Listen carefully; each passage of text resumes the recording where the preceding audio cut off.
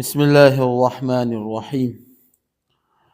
حضرت سلمان فارسی رضی اللہ تعالیٰ عنہ سے روایت ہے کہ ماہ شعبان کی آخری تاریخ کو رسول اللہ صلی اللہ علیہ وآلہ وسلم نے ہمیں ایک خطبہ دیا۔ اس میں آپ صلی اللہ علیہ وسلم نے فرمایا، اے لوگو، تم پر ایک عظمت اور برکت والا مہینہ فگن ہے، یعنی ہو رہا ہے۔ اس مبارک مہینے میں ایک رات شب قدر 1000 مہینوں سے کیا ہے؟ بہتر ہے۔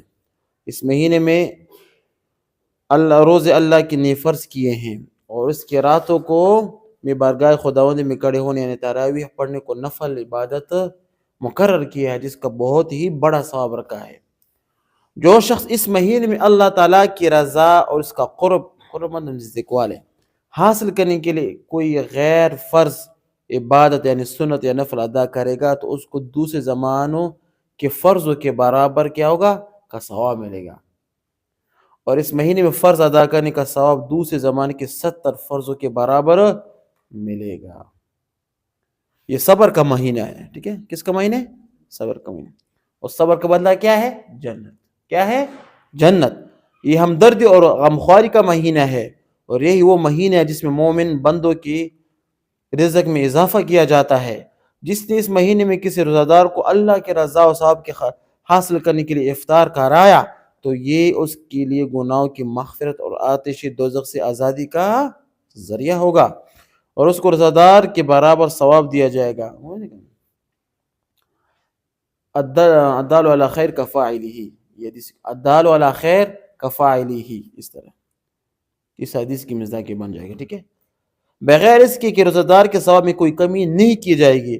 آپ سے عرض کیا گیا کہ یا رسول اللہ صلی اللہ علیہ وسلم، ہم میں سے ہر ایک تو افطار کرانے کا سامان ویسا نہیں ہوتا، تو کیا غرباء اس ثواب عظیم سے محروم رہیں گے؟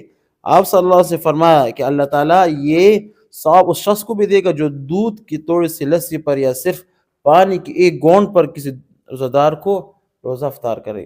کوشش کریں جب جہاں پر آپ بیٹھے ہو نا تو لوگوں کو یہ کھجور دیا کرے، یہ بھی ثواب ہوتا ہے نا، پانی کھجور یہ وغیرہ دیا کرے۔ اور جو کوئی کسی روزہ دار کو پورا کھانا کھلا دے، اس کو اللہ تعالیٰ میرے حوض کوثر سے ایسا سیراب کرے گا جس کے بعد اس کو کبھی پیاس نہیں لگے، تو بہت بڑا ثواب ہے، تاکہ وہ جنت میں پہنچ جائے گا۔ اس کے بعد آپ صلی اللہ علیہ وسلم نے فرمایا، اس ماہ رمضان کا ابتدائی حصہ کیا ہے؟ رحمت ہے، اور درمیان حصہ کیا ہے؟ مغفرت ہے، اور آخری حصہ کیا ہے؟ آتش دوزخ سے آزادی ہے۔ اس کے بعد آپ صلی اللہ علیہ وسلم نے فرمایا، جو آدمی اس مہینے میں اپنے غلام و خادم کے کام میں تخفیف اور کمی کر دے گا، اللہ تعالیٰ اس کی مغفرت فرما دے گا، اس کو دوزخ سے رہائی اور آزادی دے گا، ٹھیک ہے نا؟ یہ حدیث بہت بڑی حدیث تھی۔ ماہ رمضان کیسا مہینہ، مبارک مہینہ ہے کہ اس میں ہر فرض کا ثواب 70 فرضوں کے برابر ہے، اور ہر نفل عبادت کا ثواب فرض کے برابر ہے۔ یہ صبر اور غمخواری کرنے کا مہینہ ہے۔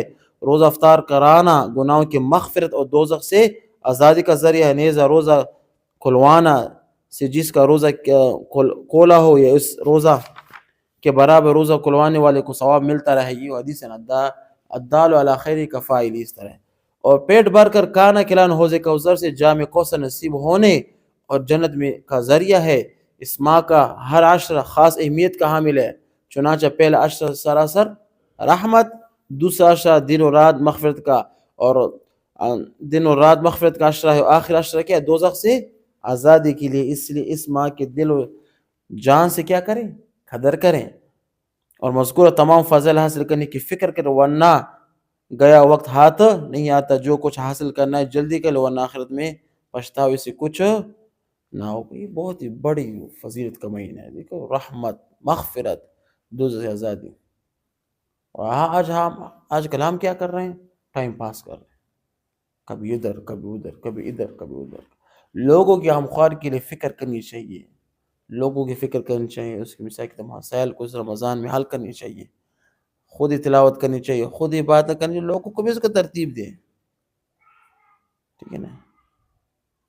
اس کی بڑی برکتیں ہیں، ٹھیک ہے؟ انسان زندگی یہ ایک ایسا بونس ہے، جب انسان کسی کمپنی میں کام کرتے ہیں آدمی، بونس میں اس کو ایکسٹرا پیسے دیا جاتے ہیں۔ یہ اللہ تعالیٰ کی طرف سے کیا ہمیں بونس عطا کیا گیا ہے، اس میں جتنا ہم اس کو حاصل کرے سمیٹ کر لیں، ہمارے یہاں کیا ہوگا؟ فائدہ ہوگا، ٹھیک ہے نا؟ وآخر دعوانا ان الحمد للہ رب العالمین۔